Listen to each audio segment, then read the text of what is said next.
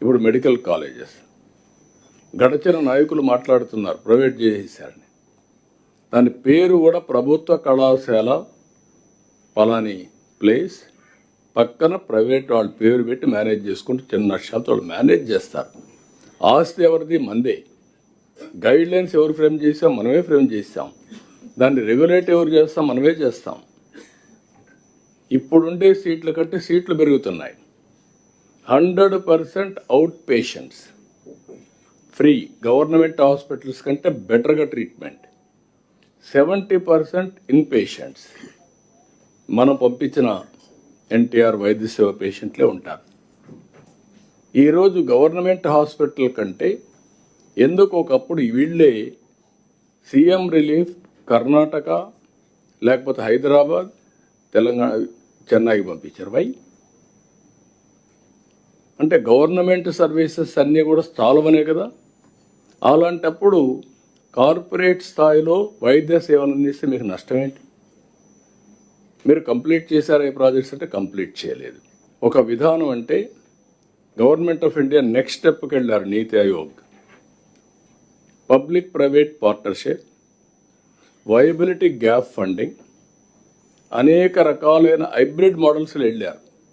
Okay, ఈ project మీరు చేయండి, దీంట్లో మీకు నష్టం వస్తుంది, 40% వరకు మేము ఫైనాన్స్ చేస్తాం, సబ్సిడీ ఇస్తాం. ఒక 5-6 ఏళ్ళు అయితే వైబిలిటీ వస్తుంది, సస్టైన్ అవుతుంది. రేపు రాబోయే రోజుల్లో ఏ గవర్నమెంట్ హాస్పిటల్కి ప్రైవేట్ హాస్పిటల్ చూస్తే గవర్నమెంట్ హాస్పిటల్లో చిన్న చిన్న ప్రాబ్లమ్స్ వచ్చినా మళ్ళా గవర్నమెంట్ దృష్టికి రావాలి. శాంక్షన్స్ ఇవన్నీ ప్రాబ్లమ్స్ ఉంటాయి, ప్రొసీజర్స్ కానీ ప్రాక్టీసెస్ కానీ. అదే మన ప్రాపర్టీ కూడా ప్రైవేట్ వాళ్ళు మేనేజ్ చేయాలంటే విత్ ఇన్ నో టైం. ఒక రోడ్డు ఉంది, ఒక రోడ్డు ప్రైవేట్ వాళ్ళకి ఇస్తే పార్ట్ హోల్ పోతే పూర్తి చేయడానికి రియల్ టైంలో చేయగలుగుతాడు. అదే మన గవర్నమెంట్ అవుతానే ఆ రోడ్డు పోయిన తర్వాత మొత్తం బడ్జెట్ ఉండాలి. బడ్జెట్ లేకపోతే పార్ట్ హోల్ వేయరు. ఒకవేళ ఇచ్చినా శాంక్షన్ చేయాలి. ఆ శాంక్షన్ చేసిన తర్వాత ఈ ప్రొసీజర్ అయ్యే లోపల పార్ట్ హోల్ 10 రెట్లు పెరుగుతుంది. అక్కడి నుంచి మనకు డబ్బులు లేదు కాబట్టి వదిలేస్తాం. ఈరోజు ఈయనకు సిగ్గు లేదు, ఇంకొకటి లేదు. ఏకంగా లెఫ్ట్ రైట్ సెంటర్ గవర్నమెంట్ ఆస్తులను నేను ఇచ్చేస్తున్నాను అని చెప్పి స్కాములు చేయడానికి ఏమాత్రం వెనకడుగు వేయడంలా. ఇచ్చేసే కార్యక్రమం చెనిక్కాయలకు బెల్లాలకు ఇచ్చేయడమే కాకుండా స్కాముల్లో ఇంకా అన్నిటికన్నా దారుణమైన స్కామ్ ఏమిటో తెలుసా? నువ్వు ప్రైవేట్ వాళ్ళకి కాలేజీలు ఇచ్చేసిన తర్వాత ఆ ప్రైవేట్ కాలేజీలు వాళ్ళు ప్రైవేట్ కాలేజీలు ఇది నడిపేటప్పుడు వాళ్ళ జీతాలు నువ్వు ఇస్తావంట. అది ఇంకా పెద్ద స్కామ్.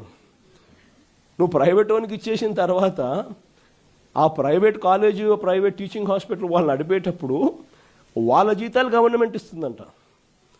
అంటే నెలకు ఒక్కొక్క కాలేజీలో కనీసం 5 కోట్లు జీతం మినిమం. అంటే నెలకు సంవత్సరానికి ఒక్కొక్క కాలేజీకి 60 కోట్లు, 2 ఏళ్ల పాటు కనీసం అంటే 120 కోట్లు ఒక్కొక్క కాలేజీకి ఎదురు వస్తుందన్నట. చెనిక్కాయలకు బెల్లాలకు ఈయన మనిషికి కాలేజీలు కట్టబెట్టడమే కాకుండా మళ్ళా ఎదురు 120 కోట్ల రూపాయలు ఎదురిస్తున్నాడు. ఇది ఇంతకన్నా ఇంకా స్కామ్, ఇంతకన్నా దారుణమైన పరిస్థితి ఎక్కడైనా ఉంటుందని అడుగుతా ఉన్నా.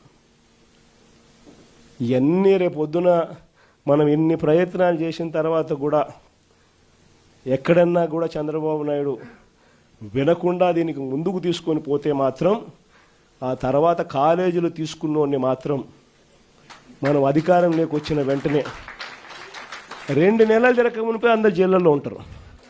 ఆ కాలేజీలు తీసుకున్న వాళ్ళు మాత్రం. స్కాములు అనేది మదర్ ఆఫ్ ఆల్ స్కామ్స్ కింద ఇది నిరూపితమవుతుంది.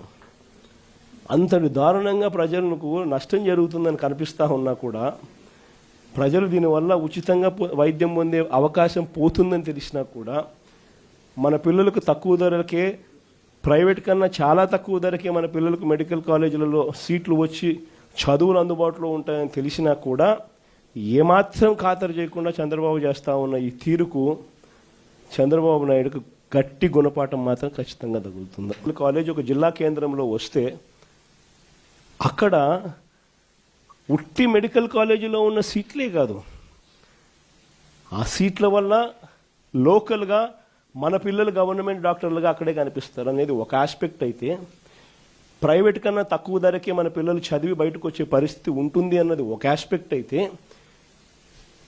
అన్నిటికన్నా ఇంకా పెద్ద ఆస్పెక్ట్ ఏమిటి అని అంటే, ఈ మెడికల్ కాలేజీల వల్ల, వీటితో పాటు వచ్చే టీచింగ్ హాస్పిటల్ వల్ల, ఆ ప్రతి మెడికల్ కాలేజీ వల్ల, ఆ టీచింగ్ హాస్పిటల్ వల్ల ఏకంగా మల్టీ స్పెషాలిటీ, సూపర్ స్పెషాలిటీ సేవలు ప్రజలకు ఉచితంగా హాస్పిటల్లో అందుబాటులోకి రావడం.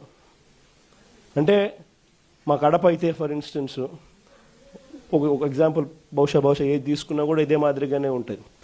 ఒక జిల్లా కేంద్రంగా ఒక మెడికల్ కాలేజ్ తీసుకొచ్చినాం అంటే ఒక 70 కిలోమీటర్లు ఇటు అటుగా మొత్తం జిల్లాలోని అన్ని ప్రాంతాలు కూడా కనెక్ట్ అవుతాయి.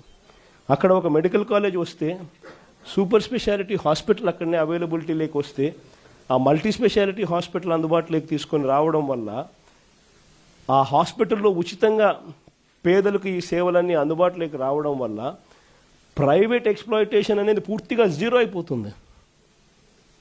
రేపొద్దున ఎవడు ప్రైవేట్ హాస్పిటల్కి పోడు.